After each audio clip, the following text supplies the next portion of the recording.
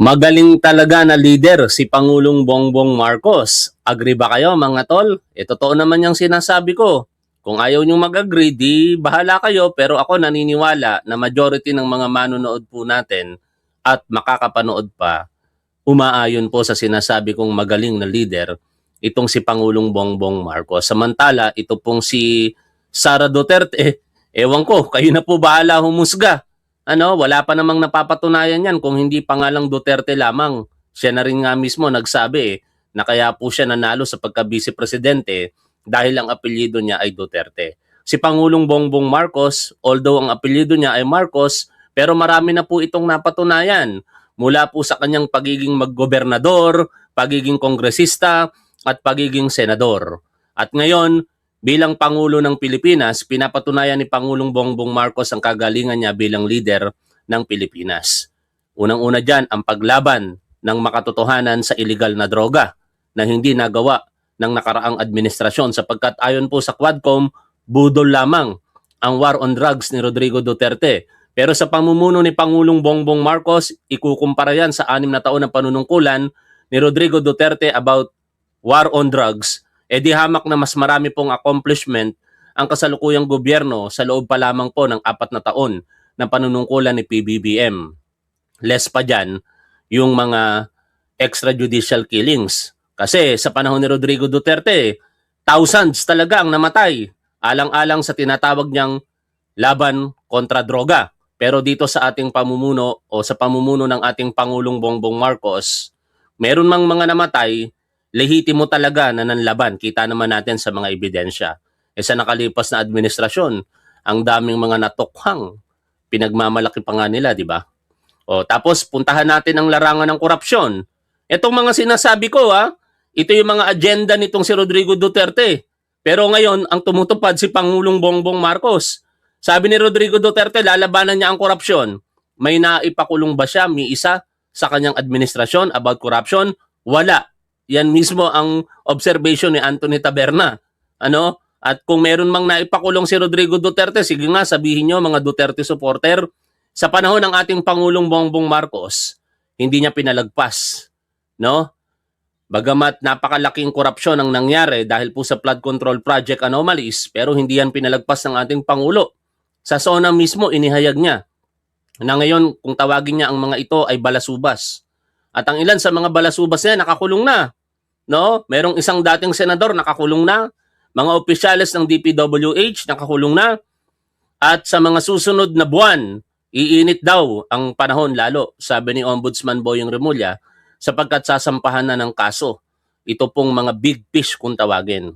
Ngayon, kung binabatuhan nyo ng korupsyon si Pangulong Bongbong Marcos, kayo ang magpatunay kasi wala namang nakikitang ebidensya maliban sa mga alegasyon ninyo, mga sabi-sabi ninyo. At ngayon, sa challenging situation po na ito na kinakaharap po ng ating bansa, hindi lang naman bansa po natin kung hindi buong mundo, nakita po natin ang napakagaling na pamumuno ni Pangulong Bongbong Marcos at dito pinatunayan niya ang kanyang mga sinabi sa mga unang panahon ng kanyang panunungkulan bilang Pangulo ng Pilipinas na friend to all, enemy to none. At yan po ang tatalakayin natin sa oras na ito.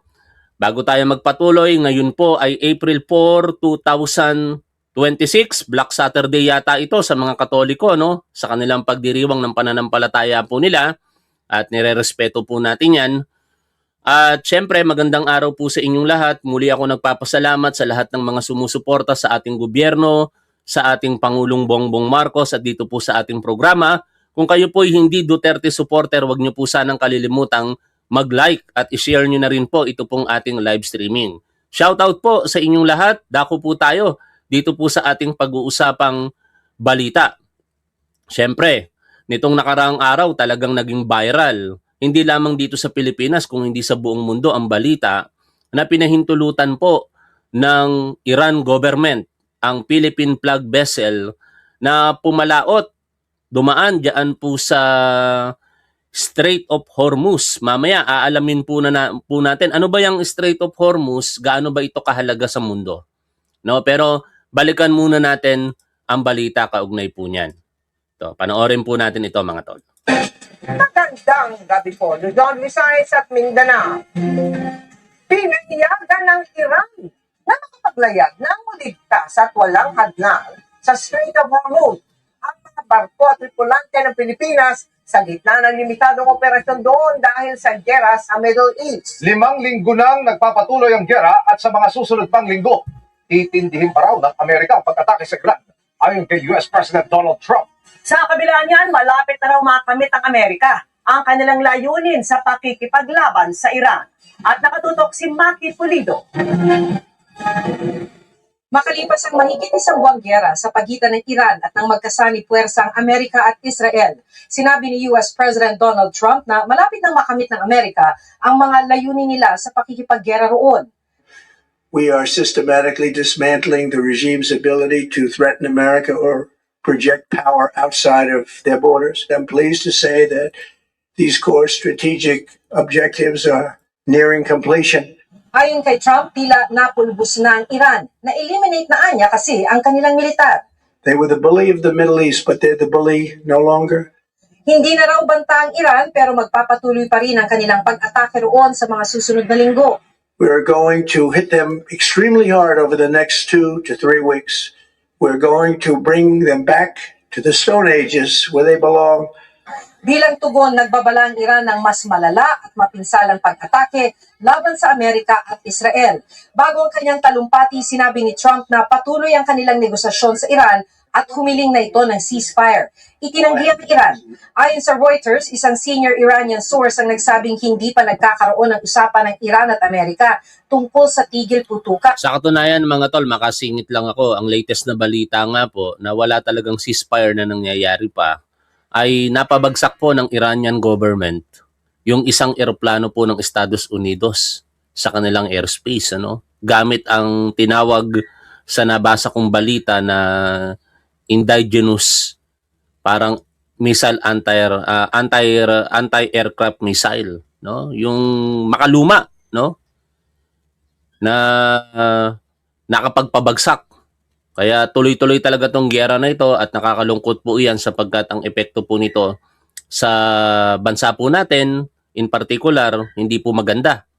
Mamaya tatalakayin po natin yung mga posibilidad, yung pagtaas po ng fuel, particular ang diesel, aabot na sa mahigit 150 pesos. Kaya kayong mga tatanga-tangang Duterte supporter, bago kayo magsalita at isisi ito sa kasalukuyang gobyerno katulad nitong si Harry Roque na parang kasalanan ba ni Pangulong Bongbong Marcos sa nagtaasan ng halaga ng fuel, mag-isip-isip kayo, Hindi yung nagpapakalat kayo ng mga kasinungalingan para lamang pumabor sa naratibo ninyo, pasamain ang gobyernong ito and hoping kayo na maibagsak si Pangulong Bongbong Marcos at ma-install itong tinatawag ni Ramon Tulfong luka-luka. Ang hirap naman pamunuan ng isang taong wala namang napatunayan kung hindi apelyidong Duterte lamang.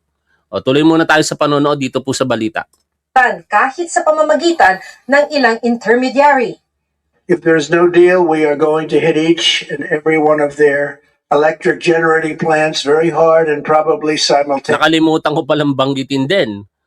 Meron din pong winasak na tulay ang Estados Unidos. Kaya tuloy-tuloy talaga ang laban dito mga tol. We have not hit their oil, even though that's the easiest target of all, because it would not give them even a small chance of survival or rebuilding. But we could hit it and it would be gone. Sa isang press conference, tinawag ni Trump ang pansin ng iba't ibang bansa tulad ng France, China, Japan at South Korea para bantayan ang Strait of Hormuz. Para sa political analyst na si Professor Aris Arugay, naghahanap na ang Amerika ng paraan para tapusin ang giyerang sinimulan nila. Hindi naman daw kasi pwedeng aminin ni Trump na nagkamali sila at di inakalang sa pag-atake sa Iran ay apektadong ekonomiya ng buong mundo, pati ng Amerika. They don't want to phrase it na parang, teka, nasunog yata kami dun sa desisyon namin, no? And in my view, kaya overcompensate, no, in the sense na wala na kaming pang pupulbusin, napulbus na ang Iran, napulbus na ang military, wala na silang nuclear weapons, so parang mission accomplished na, so bakit pa namin gagawin to. Sabi ni Arugay, ipinakita ng gerang ito na dapat maging maayos ang diplomatic relations ng Pilipinas sa Iran. The world now has discovered how much power Iran has Bakit? by Bakit mga tol? Mamaya pag-uusapan natin yung Strait of Hormuz. mere possession of control over the Strait of Hormuz. Sa pagpapatuloy ng giyera sa Middle East, tuloy rin ang pagsirit ng presyo ng langis. As of April 1, umabot na sa $245.68 ang average price ng isang bariles ng diesel habang 138.05 naman sa gasolina. Kaya ayon sa isang oil industry source, inaasahan ng 12 pesos and 50 centavos hanggang 13 pesos and 50 centavos na dagdag singil sa diesel. 4 pesos hanggang 5 pesos naman sa gasoline. Wala po jeep na nagpa-aparga. Sobrang taas ng diesel. Sa latest na balita, mas tataas pa yan. Mamaya ipe-play po natin yon. Kaganina pa pong umaga mo, simula po pag-start ko. Matumal na kami ngayon. Hindi katulad dati. Yung sunod-sunod.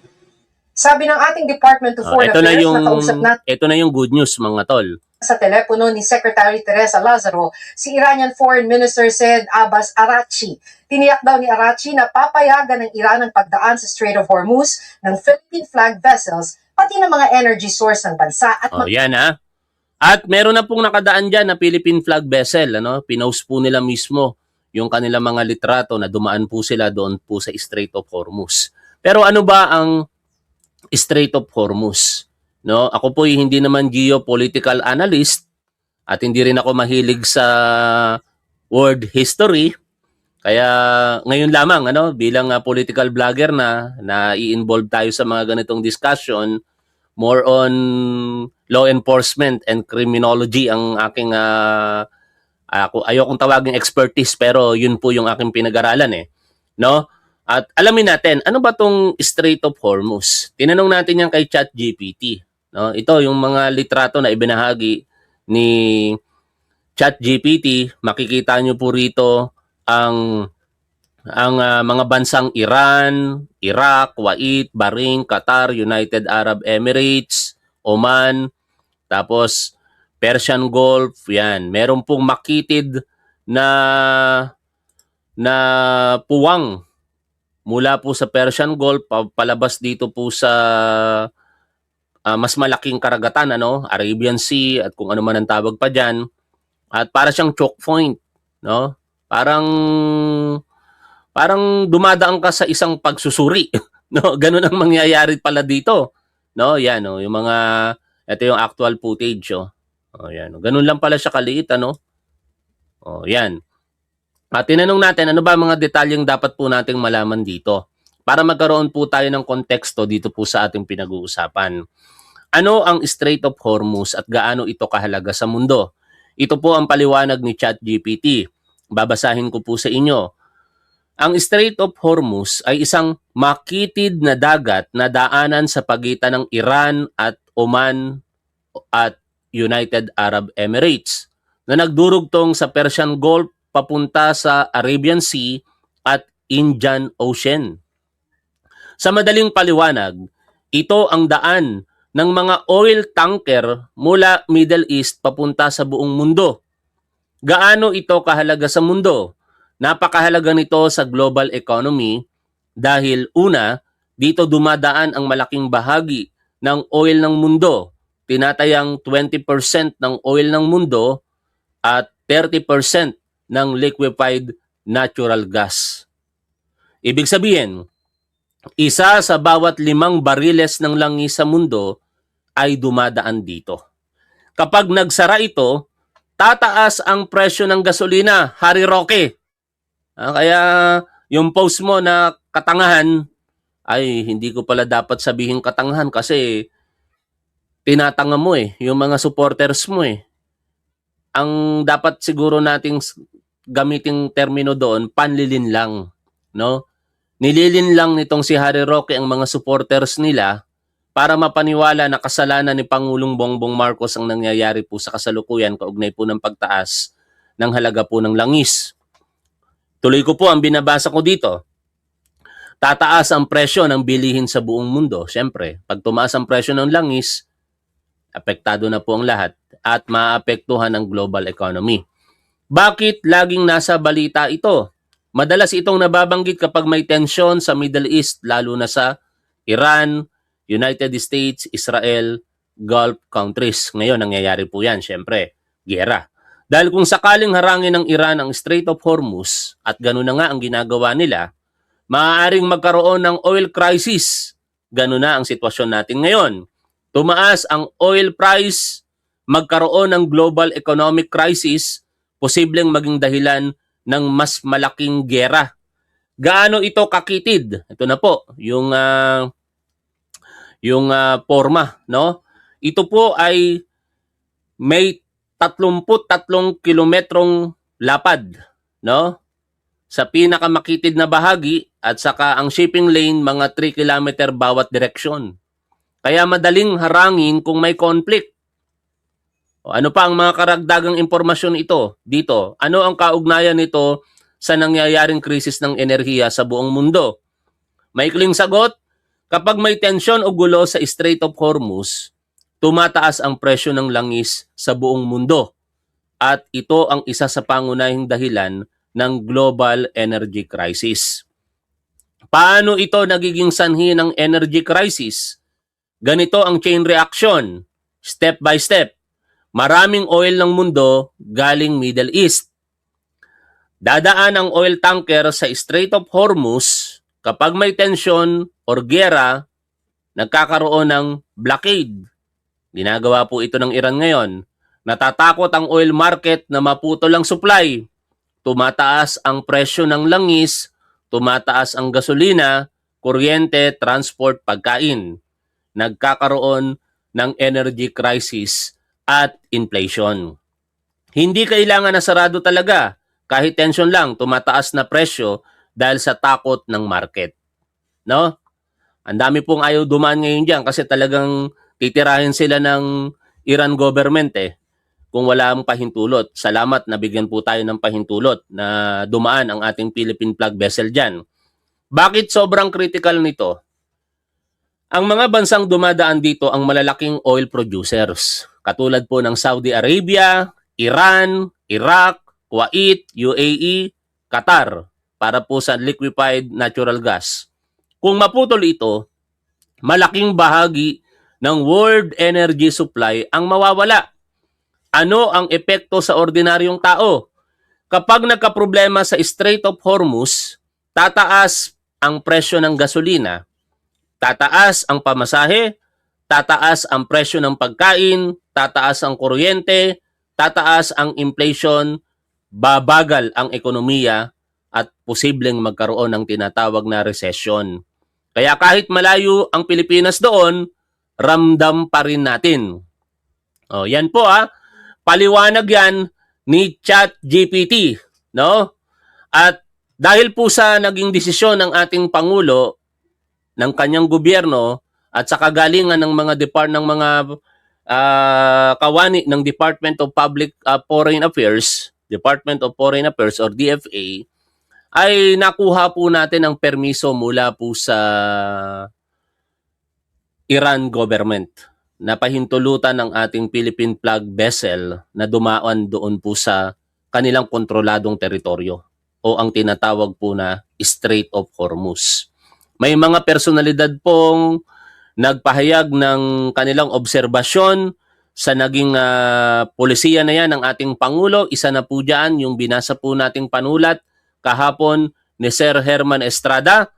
At mamaya, ito pong kay Professor Antonio P. Contreras. Pero sa mga hindi po nakapanood ng live stream natin kahapon, muli ko pong babasahin at ibabahagi sa inyo ang panulat ni Sir Herman Estrada. Pinatagalog na lamang po natin ito kay ChatGPT kasi nakasulat po ito sa wikang Ingles. No? Kaya pinatranslate na lang natin sa Tagalog para mas maunawaan po ng mas marami po nating mga manonood. Again, ito po ay panulat ni Sir Herman Estrada. Nakapagbigay na po ako ng reaksyon dito kahapon. Kaya for reference, babasahin ko na lamang po at hindi na natin re-reaksyonan. Tinatawag itong independent foreign policy. Para sa mga kritiko, lalo na sa mga may tinatawag na Marcos derangement syndrome, na may matinding tunnel vision at kadalasang makitid ang pananaw, narito ang isang maikling aral sa kasaysayan. Sa huli, makikita nyo na ang anak ay nag-iisip tulad ng ama pagdating sa larangan ng internasyonal o independent foreign policy. Balikan natin ang dekada 1960 kung saan minana ng Estados Unidos ang digmaan sa Vietnam matapos iwan ng France na dating sumakop sa bansa. Ang demokrasya roon, parang tila naging pattern na ito ng France hanggang ngayon. Kasi parang ayaw tumulong ng France, ano? Anyway, nag-comment pa ako. Basahin ko na lang tuloy-tuloy. Noong panahon ng Vietnam War, nais ni Lyndon Johnson na sumama ang mga bansang Asyano sa Estados Unidos laban kontra komunismo. Sa una, tumanggi si Ferdinand Marcos Sr. na magpadala ng tropa, ngunit kalaunan ay pumayag siya na tumulong ng hindi direktang laban sa digmaan na maglalagay sa panganib sa mga sundalong Pilipino. Sa halip, nagpadala siya ng mga construction soldiers upang tumulong sa pagtatayo sa Vietnam kaysa makibahagi sa pagkasira nito. Ito ang PhilCAG. Noong 1960s, pinilit ng US ang kanilang mga kaalyado na magpakita ng more flag sa Vietnam. Nahaharap si Marcos Sr. sa isang dilema. Kailangan niya ang tulong militar at ekonomiya ng US, ngunit hindi popular sa bansa ang pagpapadala ng combat troops at delikado ito para sa mga sundalo. Tumanggi siyang magpadala ng combat infantry. Sa halip, binuo niya ang Philippine Civic Action Group or PhilCAG.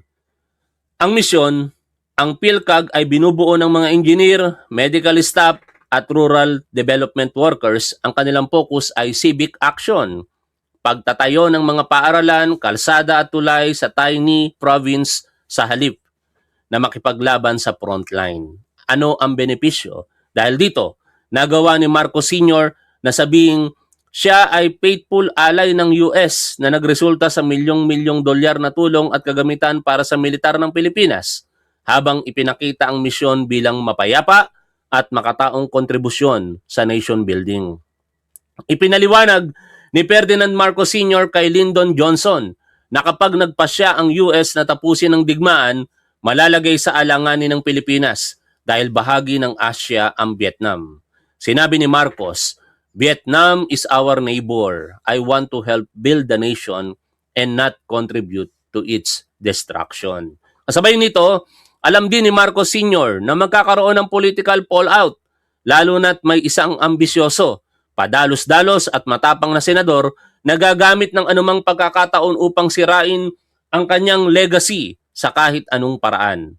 Kalaunan ay inakusahan siya ng pagkakasangkot sa Plaza Miranda bombing at sa paglikha ng bagong henerasyon ng mga komunista upang palitan ang tumatandang Hukbalahap, ang Hukbong Bayan laban sa Hapon, isang guerrilla movement noong World War II na nakaalyado sa Chinese Communist na kalaunan ay naging New People's Army. Sa kasalukuyan, nahaharap si Marcos Jr. sa katulad ng sitwasyon habang ang US ay nakikibahagi sa isang digmaan ng sanctions at posibleng direktang conflict laban sa Iran. Ang Pilipinas ay lubhang mahina dahil sa pagdepende nito sa langis mula sa Middle East. Ang layunin, hindi tulad ng Vietnam era na ang commodity ay sundalo, ang kasalukuyang mahalagang commodity ay langis at ligtas na pagdaan ng mga oil tanker. Ano ang estratehiya? Nag-utos si Marcos Jr. ng high-level negotiations direkta sa Iran upang matiyak na ang mga oil tanker na papunta sa Pilipinas ay makakadaan ng ligtas sa Strait of Hormuz, isang mahalagang choke point na kontrolado ng Iran. Ang waiver approach, katulad ng non-combat technicality ng kanyang ama, ang kasalukuyang administrasyon ay nakikipagtrabaho sa US State Department upang makakuha ng sanctions waivers. Pinapayagan nito ang Pilipinas na makipagkalakalan sa o dumaan sa mga sanctioned zones tulad ng Iran o Venezuela sa pamamagitan ng pag-argumento ng national energy emergency sa halip na political defiance. Parehong nagpapakita ang dalawang leader ng transactional foreign policy. Ipinagpalit ni Marcos Sr. ang peaceful soldiers kapalit ng military hardware Si Marcos Jr. naman ay ipinagpalit ang diplomatic neutrality kapalit ng energy security. Sa parehong panahon, ang layunin ay maiwasan na ang Pilipinas ay maging literal na battleground o collateral damage sa geopolitical objectives ng Amerika. Ang paghahambing sa paghawak ni Ferdinand Marcos Sr. sa Vietnam War at sa paraan ni Ferdinand Bongbong Marcos Jr. sa kasalukuyang krisis na may kinalaman sa Iran ay nagpapakita ng isang consistent na family strategy, ang pagpapanatili ng pragmatic na middle path na inuuna ang pambansang interes ng Pilipinas habang binabalanse ang matinding pressure mula sa Estados Unidos. Tandaan niyo yung salitang pragmatic mga tol kasi yan din yung pupuntuhan ni Professor Antonio Contreras sa babasahin po nating panulat niya mamaya. Okay? Tuloy po tayo sa pagbasa po dito. Bagamat nagbago na ang mga geopolitical actors, parehong administrasyon ang gumamit ng technicalities at humanitarian rhetoric upang maiwasang madamay sa direktang military conflict habang sinisigurong makukuha ang mahalagang resources. Isantabi muna ang galit sa kasalukuyang leader na si Marcos or Marcos the Younger na tawag ng isang mahusay na abogado na iginagalang po nitong si Sir Herman Estrada, si Dean Jemmy Gatdula. At obserbahan ang pagiging statesman ni Ferdinand Marcos Jr. na patuloy na ginagaya ang karunungan ng kanyang ama, ngunit nananatiling sariling tao na may sariling landas. O yan po panulat po iyan ni Sir Herman Estrada at ngayon dadako po tayo sa panulat naman ni Professor Antonio Contreras. At katulad po nung sinabi ko sa inyo kanina, tandaan nyo po yung salitang pragmatic or pragmatism. Napakahalaga po nito. Kung titingnan po natin ang kahulugan ng pragmatic or pragmatism, sa madaling paliwanag na lamang, ito po yung praktikal na gawin para po sa ikakaganda o sa benepisyo ng bansa at ng ating mga kababayang Pilipino. Sabi ni Professor Antonio P. Contreras sa kanyang panulat noong April 2, isang tahimik pero matalinong galaw ni Pangulong Marcos. Sa gitna ng krisis, pinili ng Pilipinas ang hindi madalas maintindihan, pragmatism over posturing. Kasi yung iba, puro pabida lang no? Puro pagpapakita lang ng retorika sa harapan ng publiko. Kaibigan tayo ng China. Pero ano ginawa ng China sa atin nung panahon ng panunungkulan nila? Kinausap ang Iran para siguraduhin ang oil supply. Pinananatili ang alliance sa United States para sa seguridad laban sa China. Mukhang ironic, hindi. Magkaibang problema, magkaibang solusyon. Ito ang tunay na diplomacy. Hindi ito tungkol sa kampihan. Napakahalaga kasi ng punto na yon mga tol no? Kasi feeling ng iba, hindi, dapat kampihan natin tong ganito. Mali po yon.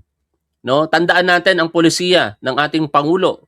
Friend to all, enemy to none.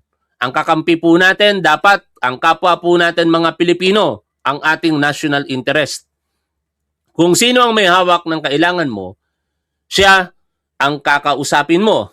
Bottom line, hindi ito inconsistency. Ito ay controlled, calculated, at confident diplomacy. At sa pagkakataong ito, malinaw, hindi reactive ang Pilipinas. Kaya wag niyong sabihin, kayong mga Duterte supporter, most of them kasi talagang kumikriticize sa gobyernong ito sa kasalukuyan. Yung ibang mga pink at dilaw, sinusuportahan pa nga ang naging desisyon ng ating Pangulong Bongbong Marcos. No? Hindi po ito reactive. Actually, ito nga po ay more on proactive approach dahil nakikita kagad ng ating Pangulo. Dito natin nakikita na visionary talaga si PBBM. No? Mag-isip siya ahead of time. 'Di ba? Walang ibang bansa o sabihin natin ganito. Ang Pilipinas ang kauna-unahang bansa sa buong mundo na nagdeklara ng National State of Energy emergency. Ulitin ko po, ang kauna-unahang bansa, ito ay ang Pilipinas na nag-declare ng National State of Energy Emergency. No? Napakahalaga po nun, katulad po nung binasa po natin kanina doon sa panulat ni Sir Herman Estrada. Nagkaroon tayo ng sapat na dahilan para po ipakiusap, no, sa Iran government yung sitwasyon po natin nang hindi din po natin parang tinatalikuran ang pagiging kaibigan sa Estados Unidos, no? Okay, tuloy ko po yung binabasa natin dito. Sa pamumuno ni PBBM, marunong tayong maglaro sa komplikadong mundo. Yan, 100% nag-agree po ako dyan sa observation ni Sir or Professor Antonio Contreras. At sa kasalukuyan, ito ngayon yung problema, mga tol. No? Panoorin muna natin ang nagbabantang halaga 170 pesos kada litro ng diesel at sa gasolina 120 pesos kada litro. Penitensya pa rin ang sasalubong sa mga motorista sa susunod na linggo. Asahan ang hanggang 21 pesos na taas presyo sa kada litro ng diesel. Magmamahal din ang gasolina. At nakatutok si Sandra Aguinaldo. Tuloy ang penitensya ng mga motorista sa susunod na linggo. Hanggang 21 pesos ang tinatayang dagdag presyo sa kada litro ng diesel sa round 5 ng malakyang taas singil sa Martes. Hanggang 7 pesos and 50 centavos naman sa gasolina. Ayon yan sa oil industry sources. Ibig sabihin, posible lang sumampa ng lagpas 170 pesos per liter ang diesel. 120 pesos naman sa ilang brand ng gasolina. Nakaabang pa ang publiko sa detalye ng pakikipag-usap ni Foreign Affairs Secretary Teresa Lazaro kay Iranian Foreign Minister Syed Abbas Araghchi. Ang tiniyak sa ngayon ni Araghchi, papayagan ng Iran ang pagdaan sa Strait of Hormuz ng Philippine-flagged vessels pati ng mga energy source ng bansa at mga tripulanteng Pilipino. Inaalam pa kung maisasama rin sa padadaanin ang mga barko ng ibang bansa na may tripulanteng Pilipino. Hindi lang sa Pilipinas lubhang mahalaga ang papel ng Strait of Hormuz sa pagbiyahe ng krudo, kundi sa marami pang bansa sa buong mundo. Sa datos ng United Nations Trade and Development, mula February 1 hanggang 27, tinatayang 129 na barko ang dumaraan araw-araw sa Strait of Hormuz. Pero mula February 28, ang araw kung kailan sumiklam ang gera, bumaba na yan sa 81 at patuloy pang nababawasan. Grabe. Pinuri ni Senate President Pro Tempore Panfilo Biruin mo, sa huling datos, no? March 7, ang naging average, 4 na barko na lamang nakakadaan sa Strait of Hormuz. Kaya grabe po ang naging epekto talaga nito sa ating pangangailangan sa enerhiya. bawasan. Pinuri ni Senate President Pro Tempore Panfilo Ping Lacson ang naselyuhang kasunduan ng Pilipinas at Iran. Lalo't 80 hanggang 100% ng ating oil imports ang dumaraan aniya roon. Sinigunda niya ni Senator Sherwin Gatchalian. Ang chairperson ng Senate Protect o Proactive Response and Oversight for Timely and Effective Crisis Strategy Committee. Nauna na rin At ngayon mga tol, kinikilala ni Senator JB Ejercito ang naging kasunduan na yan sa pagitan po ng Iran at ng ating gobyerno. Sa kanyang latest post, no? Sabi po ni Senator JB Ejercito, we commend the efforts of PBBM and Secretary Lazaro for opening the lines with Iran for safe passage of tankers bound for RP. At alam niyo mga tol, to be honest with you, ang bias ko suporta para kay Senator JB Ejercito. Maaring nagdi-disagree kayo sa mga nakikita ninyo sa mga sinasabi niya o sa mga aksyon niya, pero karapatan niyo naman yan na mag-criticize sa kanya. No? May mga partikular na kapwa nga natin PBBM vlogger, laman lagi ng balita si Senator JB Ejercito sa kanilang programa at kinikriticize nila siya. Hindi ko sila masisisi kasi yung perception nila kay Senator JB Pero ang mga DDS talagang all out sila ngayon dito kay Senator JB dahil nagpahayag ng pagsuporta sa gobyerno. Kaya kung mapapansin niyo parang walang kalagyan si Senator JB mga tol no? Galit sa kanya ang mga Duterte supporter at may mga manonood po tayo dito na galit din kay Senator JB, mga kapwa ko vlogger na sumusuporta sa gobyerno, galit din kay Senator JB. Pero sa totoo lang ako po, hindi po ako galit sa kanya kasi nauunawaan ko po ang check and balance. No? Maging objective tayo sa mga bagay-bagay mga tol. Hindi porket kinikriticize ang ilang mga pulisiya ng gobyerno, ang mga alter ego ng ating Pangulo, ang mga secretaries, ay kalaban na po kagad natin. No? Hindi po natin kalaban si Senator JB Ejercito. Gusto ko po yung maunawaan ninyo. Kung sa tingin po ninyo kalaban siya, wala akong magagawa, pero para po sa akin, hindi ko po siya tinitingnan bilang kalaban. No? Ang mas nakikita ko kay Senator JB, mahal niya ang Pilipinas, mahal niya ang mga Pilipino. Ang kulay ng politika, depende sa posisyon ng nagsasabi po o ginagawa nila. In this case, alam naman natin na pabor ito para sa kasalukuyang gobyerno. Titirahin pa ba natin si Senator JB dito, mga tol? No? Sa bagay, kung yan ang paniniwala ninyo, hindi nyo gusto si Senator JB, wala akong magagawa. Pero uulitin ko po sa inyo, ako po ay merong somehow personal communication kay Senator JB at pinapaliwanag niya sa akin yung kanyang posisyon at nauunawaan ko yon. Sabi ko nga sa kanya, gawin nyo lang po yung trabaho nyo, Senator. No? Kasi nandiyan sila para sa check and balance. Hindi pa pwedeng oo lang ng oo ang mga nasa Kongreso. No? Ang primary purpose kung bakit meron po tayong pagkakabahagi-bahagi ng mga sangay ng gobyerno at meron po silang equal na kapangyarihan ay para po sa tinatawag na check and balance. Tama lamang na kalampagin no ang gobyerno natin, ang ehekutibo, at ano ang naging resulta? 'Di ba? Positibo para sa ating mga Pilipino. Pero kung i-take niyo po 'yon against Senator JB, wala po akong magagawa diyan. Karapatan niyo po 'yan, mga tol, no? And tandaan natin ito lagi. It's okay to disagree. Wala pong problema dyan. Pero when it comes to disagreement and syempre, yung tinatawag po nating diskurso, gagamit po tayo lagi dapat ng makataong pagpapahayag. Huwag po natin gagayahin ang mga Duterte supporter na kapag kaayaw po sa atin ang kanilang mga argumento lamang ay ad hominem. Huwag po tayong gumaya sa kanila mga tol kasi ayaw natin sa kanila tapos tutularan natin ang mga tulad po nila. Ang hirap po naman, parang ang hirap pong ipaliwanag noon, ano? Ayaw natin sa mga ugali nila tapos ganun din po ang magiging ugali natin. No? Anyway, so much for that. Balik po tayo. 3 senador ang nakita ko po ngayon na kinumendahan ito pong ginawa ng ating gobyerno.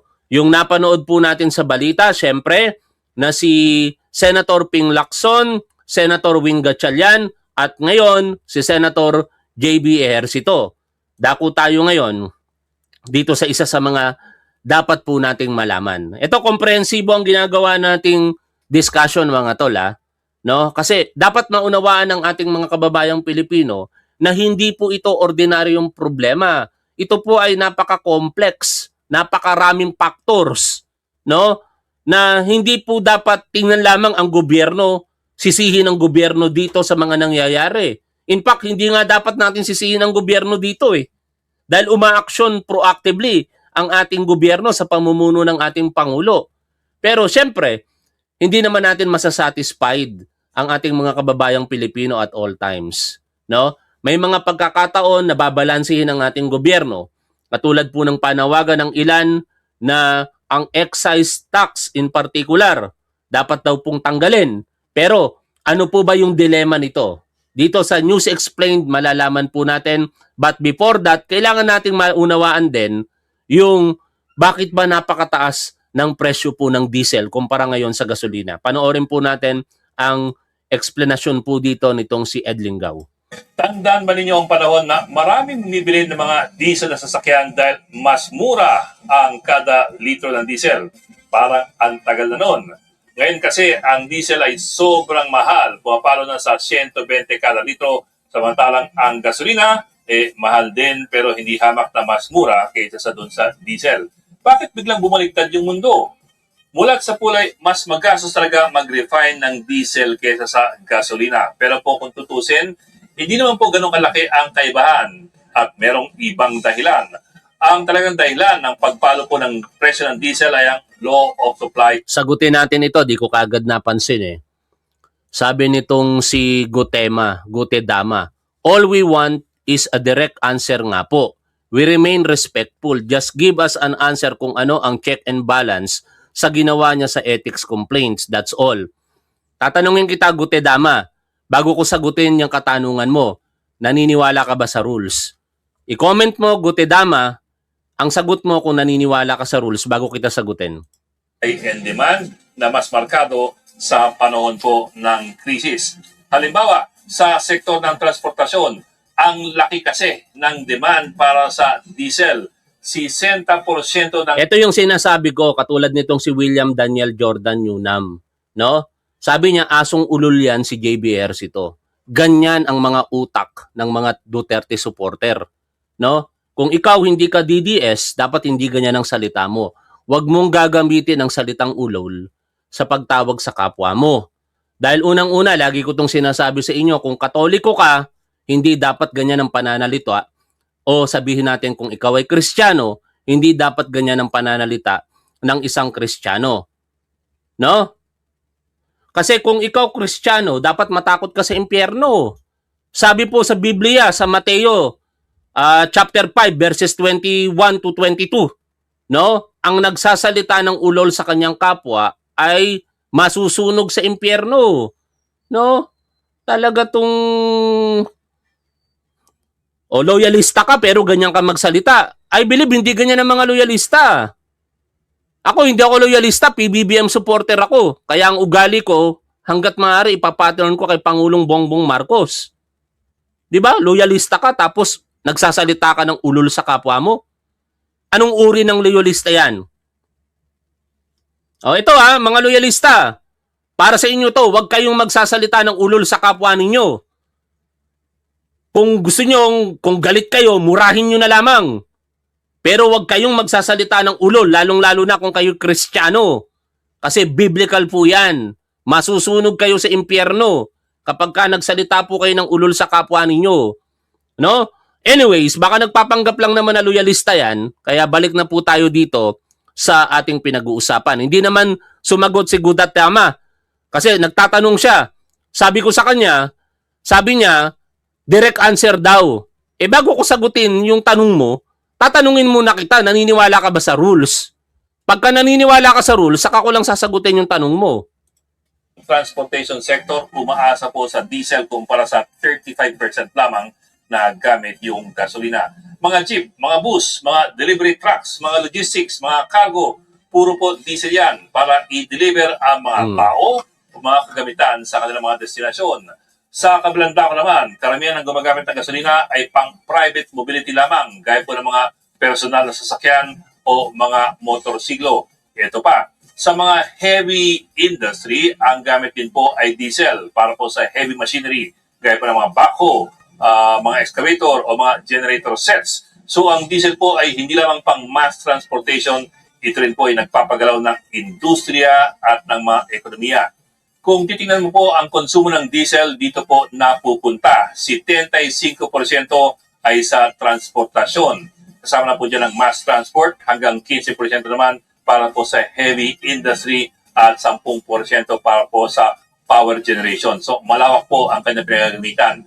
So kung ikukumpara po natin ang ating konsumo ng mga produkto ng langis, ito po ang itsura. Higit 40% ng ating konsumo ay diesel at higit 25% lamang po ay gasolina. Ang laki po ng kaibahan ng demand ng diesel laban po sa gasolina. At ito po ang naging dahilan kung bakit ang taas ng presyo ng diesel ngayong panahon ng krisis. Dahil mas malaki ang demand ng diesel, hindi lang po dito kundi sa buong mundo. Mas malaki ang demand ng diesel kumpara sa gasolina. No, demand and supply ang pinagbabasihan. Ngayon, dako tayo dito sa tinatawag na excise tax. Ano ba ang excise tax? No? May mga nananawagan na dapat daw po tanggalin na ng ating gobyerno ang excise tax. In fact, may go signal na ito mula sa Kongreso. Pero alam nyo, hanggang ngayon, wala pang galaw dyan ang ehekutibo. No? Hindi pa yan dinidesisyonan ng ating Pangulong Bongbong Marcos. Kasi may mga balancing act na dapat gawin eh. Hindi porket narinig natin, ay tatanggalin ang excise tax, makakabawas na kagad ito. No? Tingnan natin ngayon, at bahala na kayo ang humusga sa inyong mga paniniwala. No, dito hindi ko kayo pinipilit na maniwala sa akin, Angel Balagtas. Hindi ko kayo pinipilit na maniwala. Kung tinanong ko doon sa isang nagtatanong kung naniniwala ba siya sa rules, hindi naman siya sumagot. At kung ikaw di ka naman naniniwalang sumusunod ng Senado sa rules, karapatan mo yan, walang problema. Hindi ako nanimilit dito ng ating mga manonood. Nandito ako para magsalita. At kung paniniwalaan nyo ako, okay lang. Salamat. Kung hindi naman, okay lang din. No? Wala pong pilitan dito. Tama kayo, mali ako. Vice versa, tama ako, mali kayo. Ganun lang naman yon. Hindi natin kailangan pagtalunan ang mga bagay-bagay, lalong-lalo na kung tayo'y magtatalo using ad hominem. Pero kung gusto niyo ng proper discourse para matuto tayo, go for it. Mas maganda po yon. No? Pero tatandaan natin lagi, maging kampante tayo. Ako, nakita nyo naman ako nung dinebate ako ng isang DDS. Di ba? Pag nagla-live ako, laging mataas ang boses ko.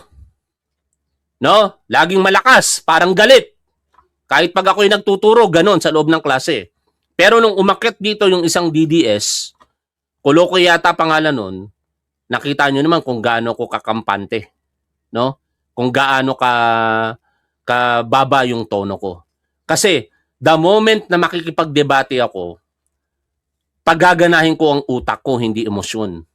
At kapag pinagana mo ang utak mo, hindi emosyon, kalmado ka lang dapat. Dahil the moment na ikaw ay mag-init, mawawala ka sa focus. Nangyari na sa akin din yan before. No?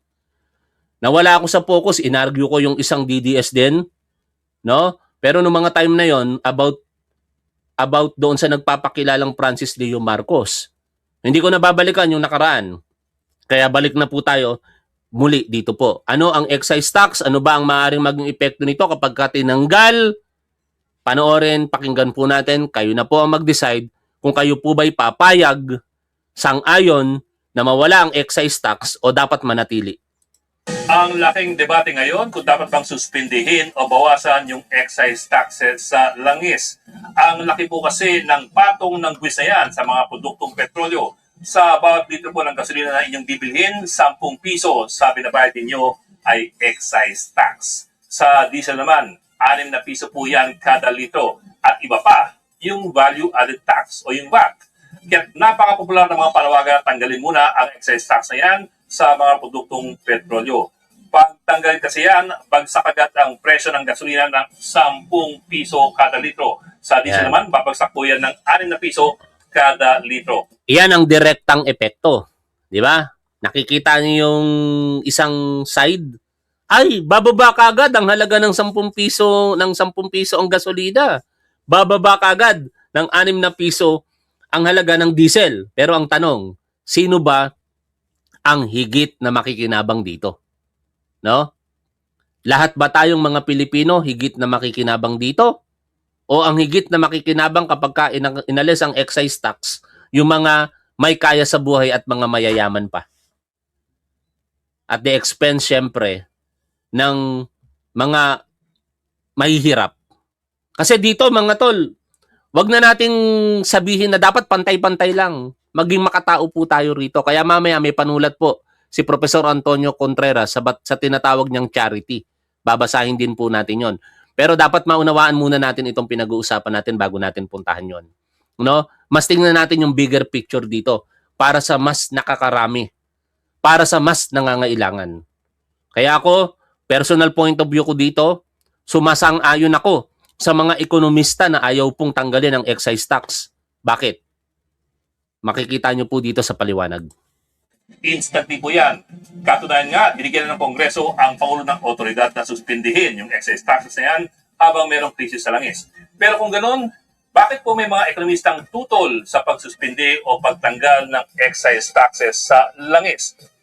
Halimbawa, ayon sa economic think tank na Action for Economic Reforms, nakikinabang naman ang lahat ng mga tao pag suspindihin ang excise taxes. Yan. Pero ito po, ang talagang makikinabang dyan ng lubos-lubos ay ang mayayaman, Oh. kenta yung mahihirap. Diba? Tingnan po natin ang datos. Narinig po ninyo yon. Datos po ito datos ang pinag-uusapan dito. Ang higit na makikinabang dito yung mga may kaya sa buhay at mga mayayaman. Yung mga may sariling sasakyan, yung mga gumagamit ng mga pangangailangan na ito, fuel para sa kanilang mga negosyo. Kung tutuusin, sakripisyo kaya naman nilang gawin no? Para na rin po sa ating mga kababayang Pilipino. Bakit? Pagka nawala po ang excise tax, magkano ang mawawalang pondo sa ating gobyerno? 130 billion pesos at least ang mawawala. Na magagamit sana ng ating gobyerno para po sa kapakanan ng mga mas nangangailangan sa ngayon. Charity.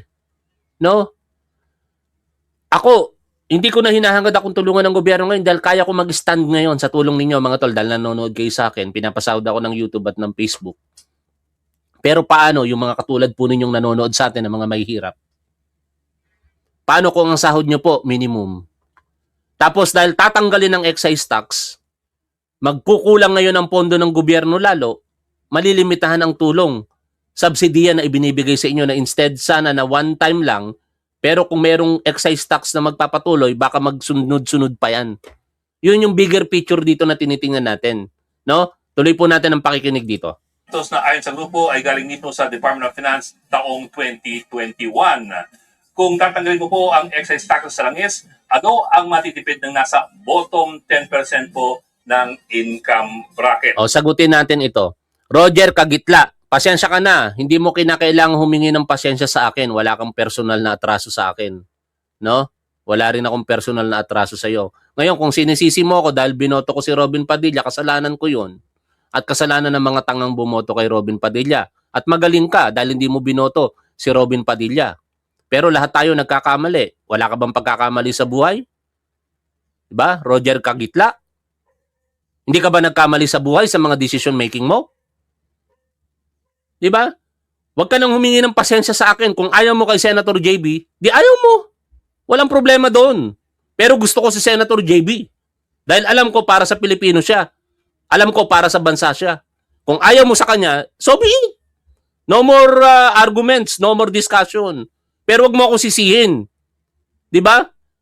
Kung nagkamali ako sa pagboto kay Senator Robin Padilla, kasalanan ko yun. Ikaw, di ka ba nagkakamali sa buhay mo? Sino ba mga binoto mo? Unang teteng, di ako napipikon. Tinataasan ko lang ang boses ko dahil gusto kong bigyan ng emphasis na dapat hindi tayo naninisi ng kapwa natin. No? Sisihin natin sarili natin. Ako, sinisisi ko sarili ko. Bakit naging senador si Robin Padilla? Pero hindi ko sinisisi ang mga kapwa ko naging tanga kay Robin Padilla. Ganun lang kasimple yun. Ito po yung nasa talagang mahihirap na swerte kumita ng 130,000 per year o Oh, sa eto na. kada buwan. Ito na yung masakit na katotohanan dito Kaya sa mga gustong alisin ang excise tax, sana mapanood po ninyo. Ito pong pinapaliwanag ni Ed Lingaw. Magkano po? Tumataginting na 513 pesos per year lamang ang kanilang matitipid. Sobrang liit po. Bakit? Dahil sa Family Income and Expenditure Survey, maliit lamang ang personal na konsumo ng gasolina ng mga mas mahirap. Swerte nga kung meron silang sasakyan. Di ba? Pero sa kabilang dako naman, ito naman po ang matitipid ng nasa top 10% income bracket. Yung mga kumikita po ng 2.9 million pesos per year. Dito po. Mayaman na. Mas napaboran pa. Di ba? Saan tayo lalagay? Ako hindi ko kinukonsiderang mahirap ako mga tol. Sumasahod ako ng at least 100,000 per month. No? Pero ganun pa man, marami akong pagkakautang kasi ang dami kong mga obligations. No? Pero, magsasakripisyo ko. Para sa akin, wag tanggalin ang excise tax.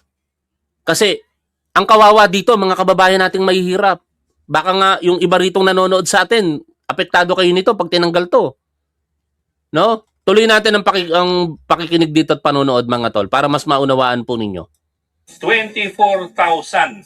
Yan po ang kanilang savings per year pag tanggalin ng excise taxes. Bakit ganon? Dahil mas marami ang kanilang kotse at mas madalas silang gumagamit mga sasakyan. Ito pa, yung mga kumikita ng 8.4 million pesos a year, makakatipid po ng halos 60 mil. At ang kumikita ng 25 million a year, makakatipid po ng 77,000 pesos per year. Bakit ganon? Dahil mas malakas ang personal na konsumo ng gasolina ng mga may kaya.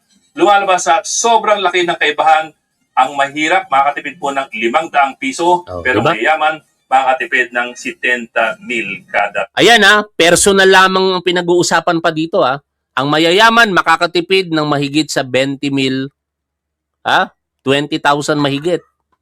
Samantalang ang mahirap makakatipid ng nasa 500 lamang. Pero tingnan natin yung mas malaking picture dito, no? Yung pangangailangan ng mas maraming mga Pilipino. Taon pag tinanggal yung excise taxes.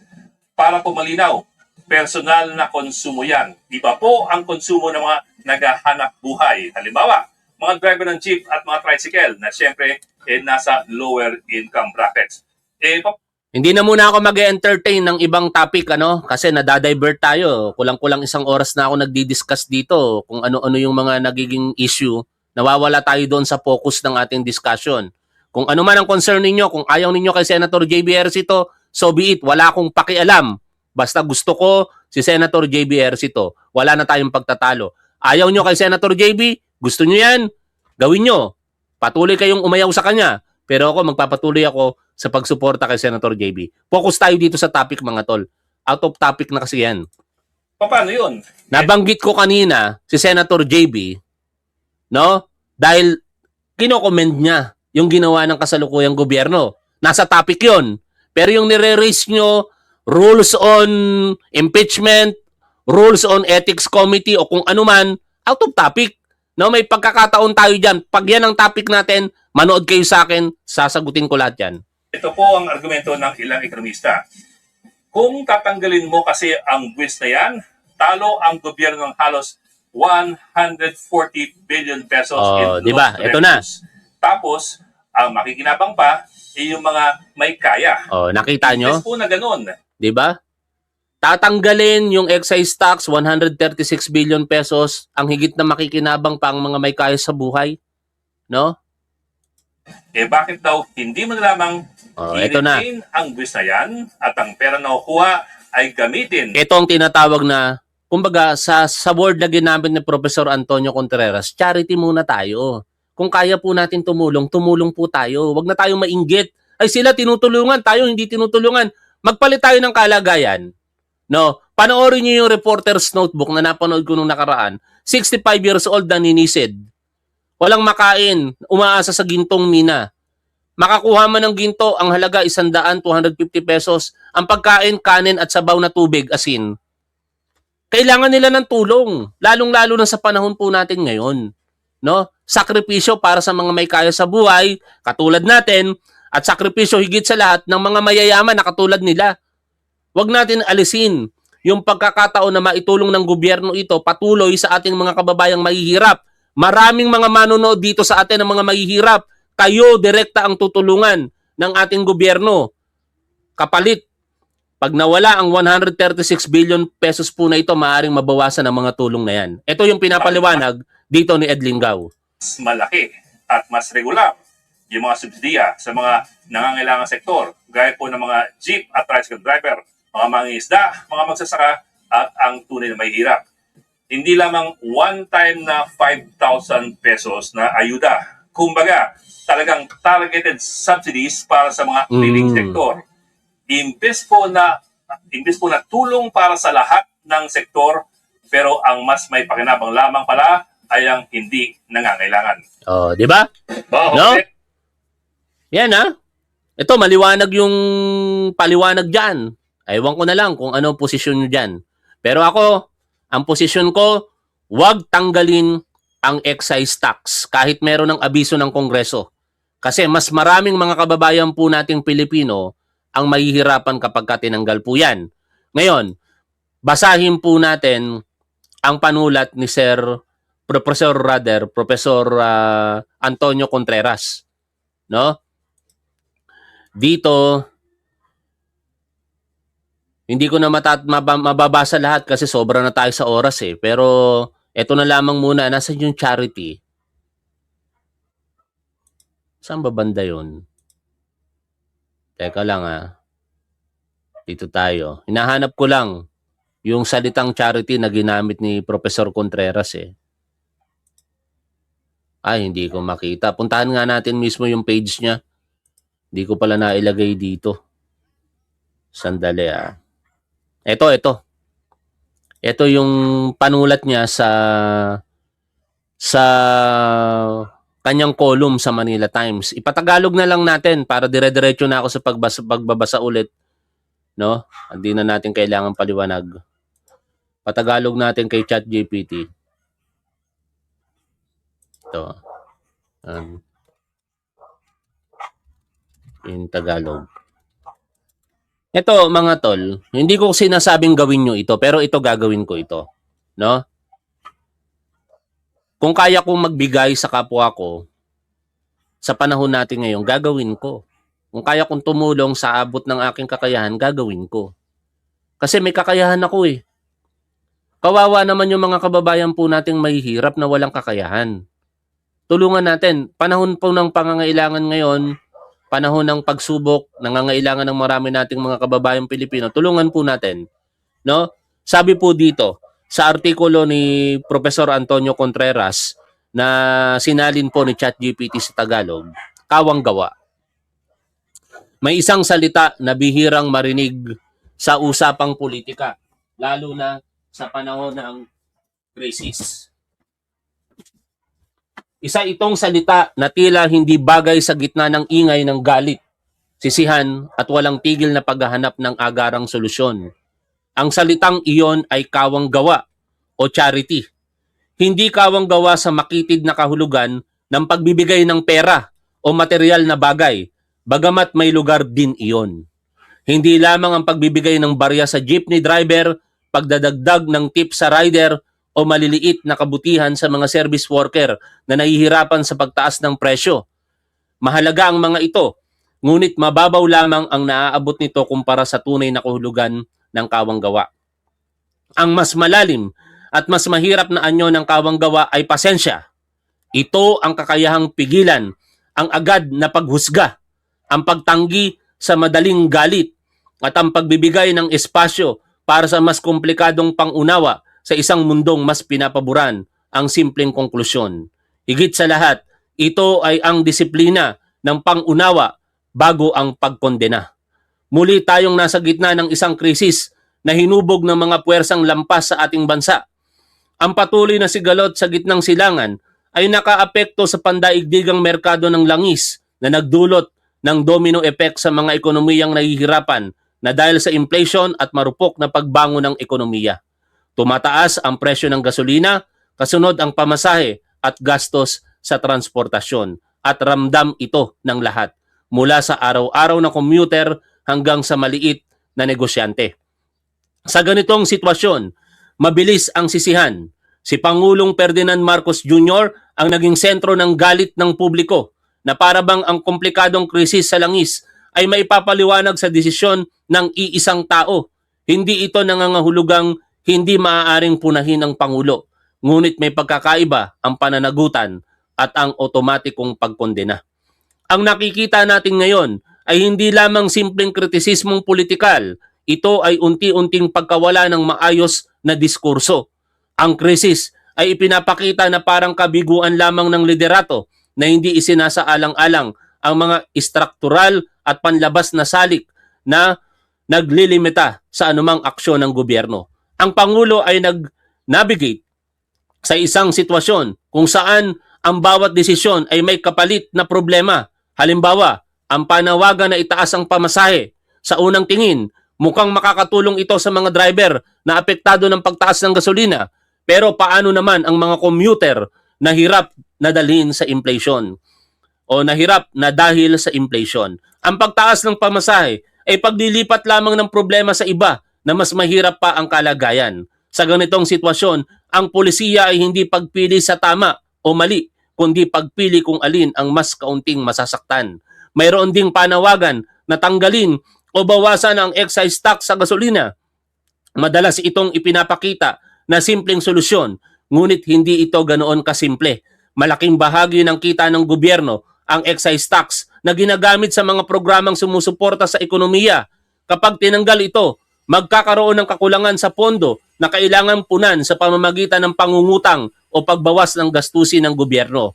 Mas mahalaga pa, walang garantiya na bababa ang presyo ng gasolina kahit alisin ang excise tax. May prinsipyo ang fuel pricing na tinatawag na replacement cost. Kahit mas mura ang dating stock, ang presyo ay nakabase sa halaga ng susunod na bibiling supply sa kasalukuyang presyo ng merkado. Sa kasamaang palad, natatabunan ang mga ganitong paliwanag ng ingay sa diskurso. Sa halip, nakikita natin ang mga kritiko mula sa iba't ibang panig. Mga kaliwa, mga diehard na Duterte supporters, at maging ang ilang nasa sariling political circle ng Pangulo na ginagamit ang sitwasyon para sa kanilang agenda. At isama ko na, hindi ito kasama sa panulat ni Professor Antonio Contreras at ang ilan nanonood sa atin ngayon. Kahit si Senator Amy Marcos ay patuloy ang matitinding pahayag laban sa sariling kapatid na Pangulo, habang si Senator Loren Legarda naman ay tila nagtratong politikal ng literal na tumayo habang nananawagan ng mas maraming aksyon mula sa administrasyon. Ang mga ganitong eksena ay madalas nagdadagdag ng kalituhan kaysa paglilinaw. Sa ganitong kapaligiran, ang kawang gawa ay hindi lamang moral na birtud, kundi isang pangangailangang sibiko. Ang pagiging makakawang gawa ay ang pagkilala na ang pamamahala ay hindi kailanman simple. Ito ay hinuhubog ng limitasyon, kompromiso at kawalang katiyakan. Kailangan pumili ang mga lider ng opsyon na may pinakamaliit na pinsala sa maraming hindi perpektong pagpipilian. Hinihingi rin ng kawang gawa na tingnan natin ang ating sarili at ang papel natin sa pagpapalaganap ng ingay at maling impormasyon. Ang social media ay pinapaboran ng galit, hindi ang malalim na pangunawa. Pinapaboran nito ang reaksyon kaysa pag-iisip at pagsunod kaysa kritikal na pag-aanalisa. Kaya nga po yung iba sa atin ngayon dito, dahil ayaw nila sa mga senador na binabanggit ninyo, napopokus na lang po kayo doon sa mga nakaraan, hindi po sa kasalukuyan. Wala po yun sa sinabi ni Professor Antonio Contreras. Tuloy ko po, ang binabasa po natin dito. Marahil, ang pinakaradikal na gawain ngayon ay ang pagpilian ng ganitong impulsong reaksyon. Huminto sandali, magtanong kung bakit tumataas ang presyo ng gasolina kahit mas mura ang dating stock, unawain kung bakit hindi garantiya ang pagtanggal ng buwis. Hindi maliit na tanong ang mga ito. Ito ang pundasyon ng pagiging responsableng mamamayan. Ang panahon ng Kwaresma at Pasko ng pagkabuhay ay nagpapaalala sa atin na ang kawang gawa ay hindi tungkol sa pagpapatawad sa mga nasa kapangyarihan ng walang pananagutan. Ito ay tungkol sa paglikha ng kapaligiran kung saan ang kritisismo ay nakabatay sa pangunawa at katwiran, hindi sa emosyon. Mahalaga ang pagtutol sa isang demokrasya, ngunit ang pagtutol na walang sapat na kaalaman at inuudyokan lamang ng oportunismo ay walang naitutulong na kabutihang panlahat. Ito ay nagdudulot lamang ng mas malalim na pagkakahati-hati at nagtatago sa tunay na solusyon.